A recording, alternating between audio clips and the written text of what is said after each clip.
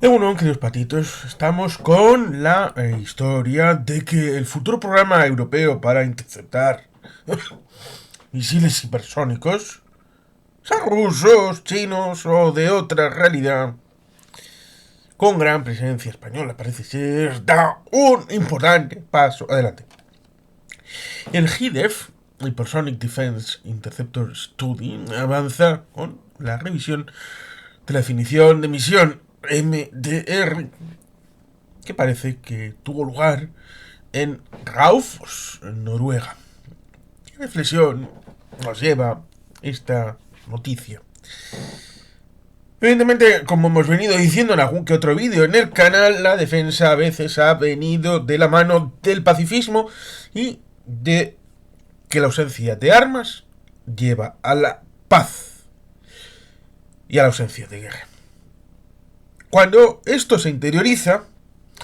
de que la ausencia de conflicto viene de ausencia de armas con las que combatir y que evidentemente la paz se mantiene en ausencia de elementos militares,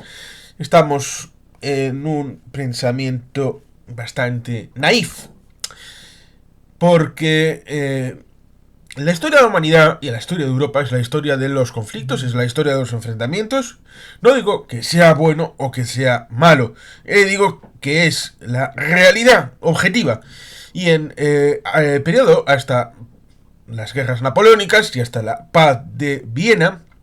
el Congreso de Viena en 1814-1815, nos encontramos con una Europa en la que cada muy poco tiempo, en todas las generaciones, había guerras globales involucrando a dos o tres grandes potencias continentales. 2000 años de guerras se sustituyeron en el ámbito continental europeo por la paz de Metternich, en primer término, la primera parte del siglo XIX, y la paz de Bismarck, segunda mitad del siglo XIX. Una primera girando en torno a Austria y la otra girando en torno a la futura recién nacida Alemania. Luego nos encontramos con 50 años de dura pelea y que podemos conceptualizar como dos guerras o como una, dado que si obviamos el frente occidental, en los otros frentes hay elementos conectores en el periodo 1918-1939, que es la Primera y la Segunda Guerra Mundial, así consideradas. Y luego tenemos el periodo de paz más largo en la historia de nuestro continente, que es el periodo de la Unión Europea. El periodo de la construcción de la unidad europea para el establecimiento de un marco regulatorio económico, pero también político, pero también incluso había la idea militar, la Comunidad Europea de Defensa, que ha salido alguna que otra vez, y su fracaso en 1954, que, como hemos dicho hace unos días, hizo inviable cualquier otra cosa que no fuera la OTAN en defensa. Pero es que también la falta de gasto en defensa, en algunos momentos entendiéndose que gastar en defensa era volver a alimentar el arma de guerra que había llevado a Europa y a través de Europa al mundo a esas dos guerras, cada cual peor, y la idea de evitarlo a través del manejo mancomunado de los elementos importantes para la construcción de armas como es el carbón y el acero. De ahí el Tratado de París de 1951 para la construcción de la primera organización formalmente paneuropea referido al actual modelo de construcción europeo, porque evidentemente había otros elementos que fueron poniendo piedritas en el camino, que evidentemente no es algo surgido de la nada como es el Tratado de París, sino que tiene antecedentes. Sin ir más lejos, el Congreso de La Haya, que en vez de crear una estructura de integración, es una estructura intergubernamental de derechos humanos como es el Consejo de Europa. Y que es una instancia de último contacto para aquellos elementos de violación de derechos humanos que en los tribunales estatales no sea justificado su absolución o su sobreseimiento y que puedan apelar a esa instancia. Por eso, cuando se produce la invasión rusa sobre Ucrania, Rusia se dará de baja respecto del tribunal dependiente del Consejo de Europa, que es Estrasburgo. Todo el mundo conoce el Tribunal de Derechos Humanos de Estrasburgo. Y por lo tanto, ahí estaba claro que lo que querían era una formulación de ocultamiento y de eliminación de esa posibilidad, de ese derecho a los ciudadanos rusos. En la época de la Guerra Fría teníamos, no solo en Europa, también en Corea del Sur, también en Japón, un esquema de cosas en el que los países hacían economía, lo cual resulta curioso porque posteriormente los Estados Unidos dirán, espera! ¿Por qué? Porque los años 50 fueron muy prósperos para Estados Unidos porque todo el resto del mundo estaba en buena medida destruido y otros que podían haber tomado la delantera, como es el caso de Argentina, en el periodo desde finales del siglo XIX, primeras décadas, pudo competir en liderazgo económico en el hemisferio occidental respecto de Estados Unidos. A lo mismo que nos encontramos estadísticas respecto de producción del acero y otros elementos industriales respecto del sorpaso de Estados Unidos o de Alemania respecto de los británicos, como signo de capacidad industrial o de ser contendiente respecto al asunto, en tanto en cuanto luego servirá para dar justificación económica al surgimiento de la Primera Guerra Mundial, no establecida como pudiera hacerse respecto de otros elementos ideológicos, programáticos, sino elementos comerciales, imperiales, de control territorial. Con lo cual ya vamos entrando en una ausencia de elementos tradicionales de justificación del concepto guerra, y eso en parte lleva a una cierta mecanización, industrialización del marco de la guerra. Pero, como digo, en los años 50, en Argentina, por la industrialización, por sustitución de importaciones, nos encontramos con un esquema de cosas que al final fue contraproducente, y que también lo utilizó Marcos Pérez Jiménez, años 50 en Venezuela, y otra gente en un modelo bastante característico de esta época de los países sudamericanos y hispanoamericanos en general, cuando en el ámbito del sudeste asiático está la industrialización por sustitución de importaciones, no, está la industrialización por exportación.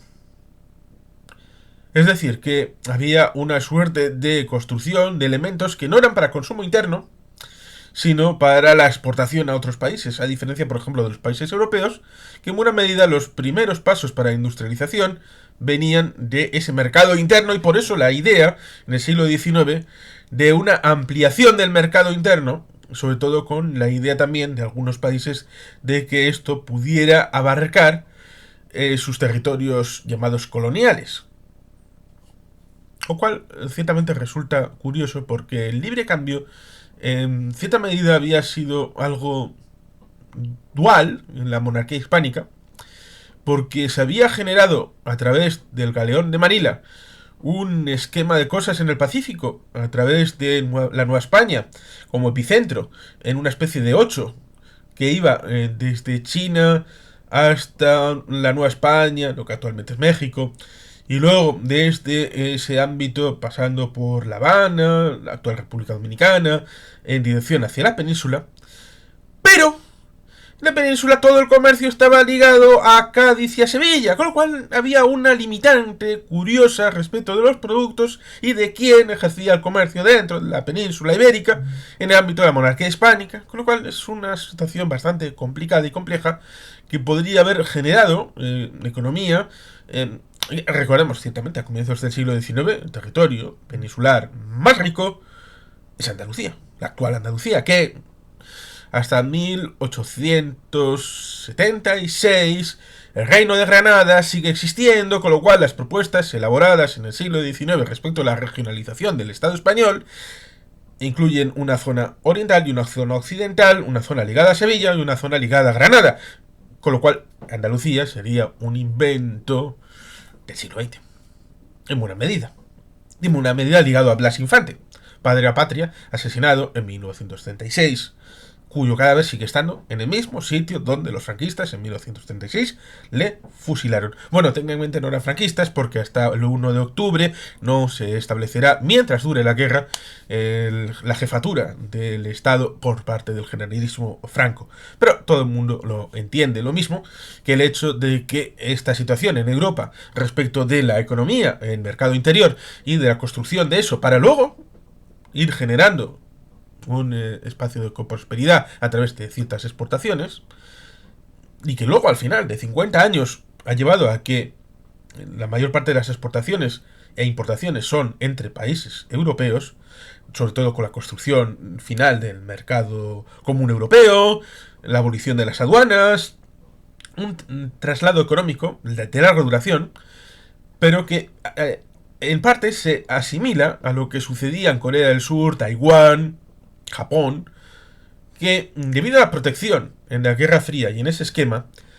no veían la necesidad por ninguna de las vías para gastar en ejército. Primero, porque venían de un esquema de armamentos, militarismos, ya sea Japón, ya sea Alemania, también Italia, en su medida, que son los derrotados de la Segunda Guerra Mundial. Y volver a construir un esquema armamentístico tenía dualmente dos problemas. Primero, que eso podría llevar a algún líder a pensar en proyectos megalómanos otra vez, debido a que los esquemas militares, sobre todo ligado a Rapallo, a la Unión Soviética, la construcción de un ejército alemán de Strangis, fue con la República de Weimar, mucho antes de la llegada del señor del bigotito, del Tercer Reich, de Adolf Hitler. Por lo tanto, a uno que se acerca a la historia, tenemos esa situación. En Japón, el militarismo de Toyo y de toda aquella camarilla, pues también estaba metido. También la idea de la Constitución de 1947, de la eliminación, siquiera del Ministerio de Defensa, de un ejército propio. Había unas fuerzas de autodefensa, que en principio era por si me atacan. Pero claro, si le atacaba a Japón, luego tenemos los acuerdos de San Francisco de 1954, con lo cual ya se va generando un espacio en el que los Estados Unidos están ahí, no se irán de soberanía de Okinawa hasta 1972, y ahí está la guerra de Corea, la guerra de Vietnam, como proyección de defensa de los Estados Unidos, lo cual en cierta medida hizo reorientar toda la economía al ámbito del comercio. Pero nos estaríamos haciendo trampas en el solitario porque hay tecnología de doble uso que en buena medida suministró a ese ejército protector de Estados Unidos y que en su vertiente civil comercial permitió esa exportación a otros lugares con el uso de consumo interno, en cierta medida, en Taiwán, Corea del Sur, Japón, para los propios Estados Unidos. Y eso permitió la liberación de ciertos números, ciertos dineros, para avanzar de nuevo en esa reconstrucción económica. El problema será cuando llegue la crisis para los Estados Unidos, fundamentalmente en los años 70, pero ya se avisoraban algunos problemas económicos en los años 60, y empiecen a pensar, a ver, hemos hecho un gasto enorme en todos estos países, harán una revisión crítica incluso del Plan Marshall, lo cual ciertamente es alucinante porque el Plan Marshall era una especie de préstamos créditos con obligación de gastar en material americano, con lo cual era un dinero que iba pero volvía.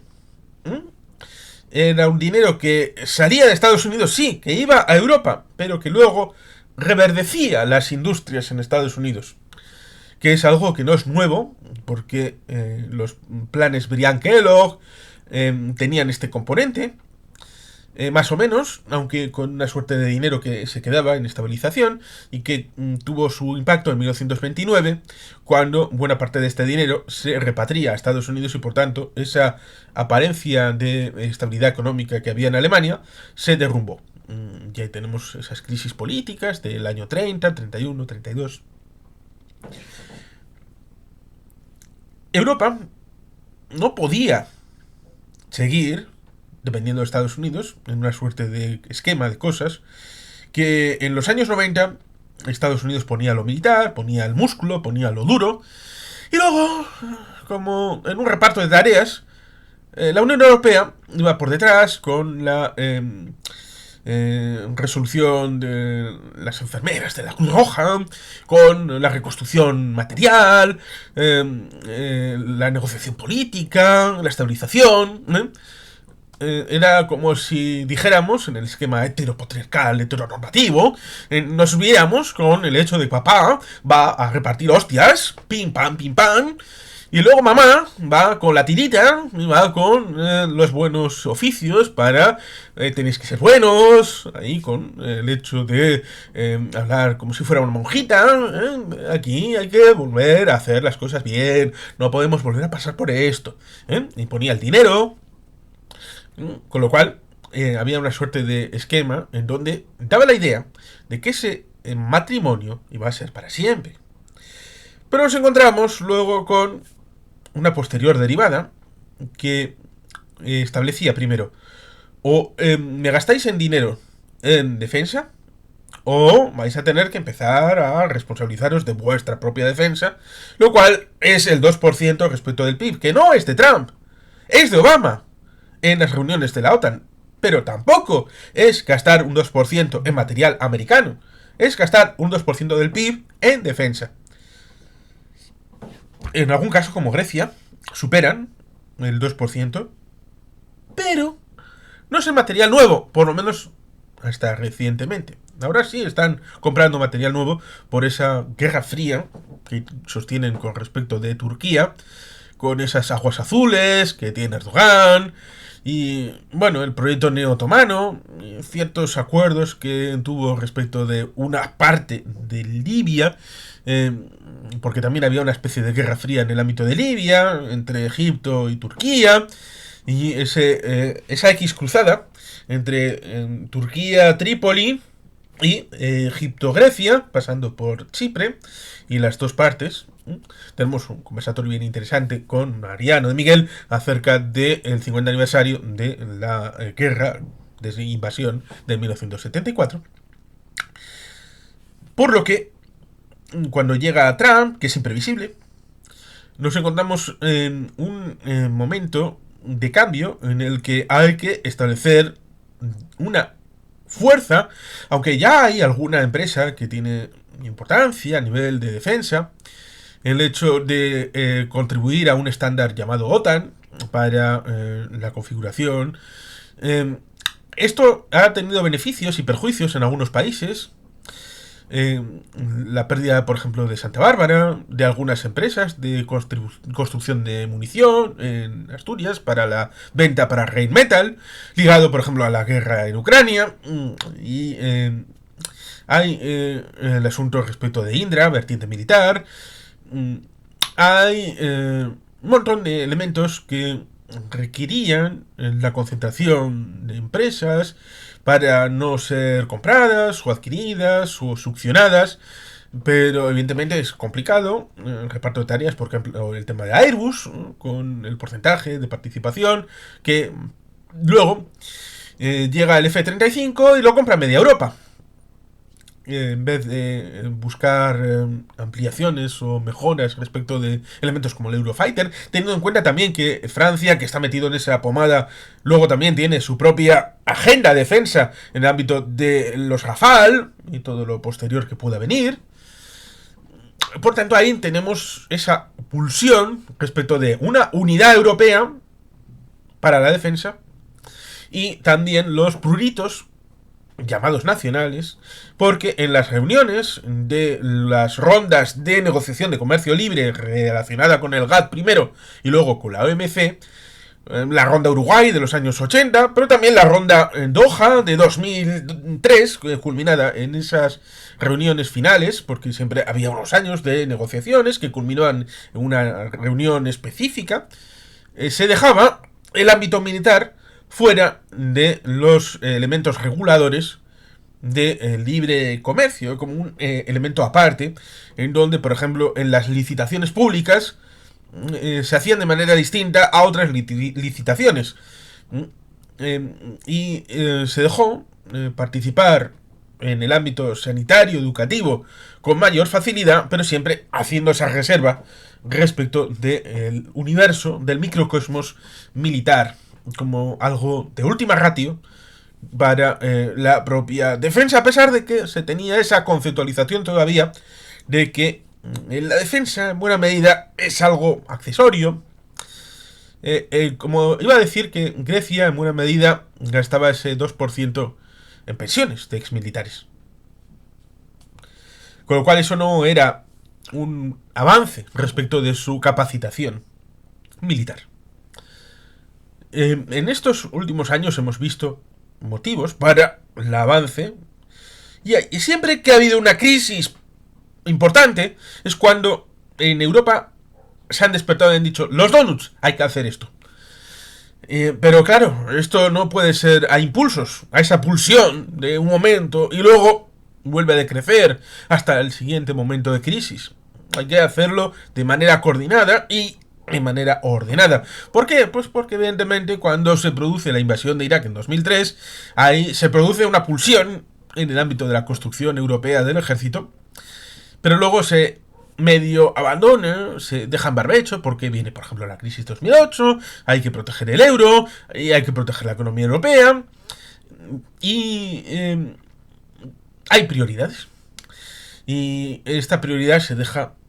por ahí guardada. Se traspapela. Y luego viene Trump, que va dejando Europa abandonada por otros principios, muy del día, porque puede desayunar una cosa y decir la contraria a la noche, pero en buena medida el foco iba desplazándose de Europa, tratar de ir cerrando bases, ir sacando material, ir sacando personal, que esto no es cosa de Trump, ya viene de antes del siglo XXI, ya incluso George Bush Jr. Lo tenía en mente, y aunque los demócratas en buena medida quieren llevarse bien con la OTAN y con la Unión Europea y con el marco europeo debido a elementos que sería ocioso mencionarlos aquí, cuando ha llegado Trump se han potenciado todas estas circunstancias y amenaza, en caso de ser presidente de nuevo, con profundizar todavía más y olvidarse completamente de Europa. Y por eso, debido a lo que hemos vivido y aprendido con respecto a Ucrania, debemos de ser conscientes de que el futuro nos lo organizamos nosotros y que en buena medida hay esperanzas. ¿Por qué hay esperanzas? Pues sencillo, porque Corea del Sur, que tenía un esquema de cosas más o menos similares, como hemos dicho, respecto de la Guerra Fría y su utilización en el ámbito comercial, ha generado una suerte de industria militar nacional que incluso exporta. Lo hemos visto en esta concatenación final de esquemas en donde Rusia, que al final está sacando todas las campas y todo el material que tenía respecto de una hipótesis de conflicto con la OTAN, que el material bueno y último se veía como que podía durar 3 días, pero luego el material, entre comillas, malo o ya obsoleto, que en otros países se achatarra y se envía a reciclaje, a otras cosas, en la Unión Soviética se guardó en campas. Y esa memoria soviética es la que ha permitido a Rusia mantener ese fondo de armario que lo está utilizando ahora con Ucrania. Pero es pan para hoy y hambre para mañana, porque cuando termine, y va a terminar la guerra en Ucrania, puede que como la guerra de invierno en el caso de Finlandia, 1939-1940, con tal vez la pérdida territorial de un 15% de Ucrania, en el caso de Finlandia fue un 10%, pero con la independencia efectiva de Ucrania, Ucrania será una industria militar importante, un país independiente, un país con un ejército baqueteado y fregado en la guerra, y por tanto será un bastión de la OTAN y de la Unión Europea y del mundo occidental. Rusia tendrá esas dificultades y Rusia ha tenido que tirar de material iraní y material de Corea del Norte. Y Corea del Sur, en ese juego de espejos, ha vendido material, por ejemplo, a Polonia. que ha cedido material ex soviético a Ucrania. Y necesita reponer. Y ha repuesto, sí, con parte de material estadounidense. Y sí, con material de Corea del Sur, pero también generando una industria militar propia, como había tenido, por ejemplo, Turquía, que en un momento dado se le cerró el grifo respecto de las importaciones de Estados Unidos. Y,